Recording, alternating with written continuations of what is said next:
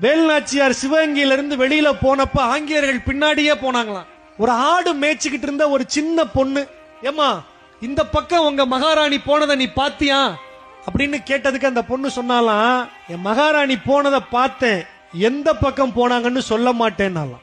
ஏமா நீ சின்ன பொண்ணு, உன் மகாராணி எந்த திசை போனான்னு நீ சொல்லலைன்னா உன் உயிர் இருக்காதுன்னாங்களாம்.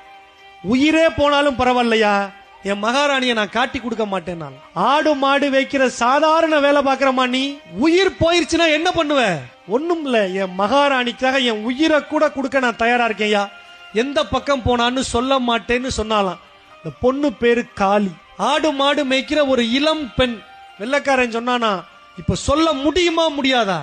முடியாதுன்னு சொன்னாலாம். தன் உடை வாளை எடுத்து அந்த பெண்ணை 3-4 துண்டுகளாக வெட்டி போட்டானாங்க வெள்ளை அதிகாரி. 3-4 துண்டுகளாக வெட்டி போட்டாங்களாம். அவ வெட்டுப்பட்டு அந்த இடத்தில் கிடந்தாள் என்கிற செய்தி வேலுநாச்சியாருக்கு போகுது.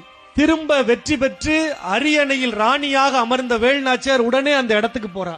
அவ வெட்டுப்பட்ட இடத்துல ஒரு கோயிலை நிறுவி தன் திருமணத்தின் போது தன் தந்தை தனக்கு வழங்கிய 8 பவுன் தாலி சங்கிலியை அந்த கோயிலின் கருவறையில் இருக்கிற அந்த காளிக்கு காணிக்கையாக்கி இன்று முதல் இவள் வெட்டு உடைய காளியாக இந்த மண்ணை காக்கிற மாகாளியாக இருப்பாள்னு வேலுநாச்சியார் சொன்னார்.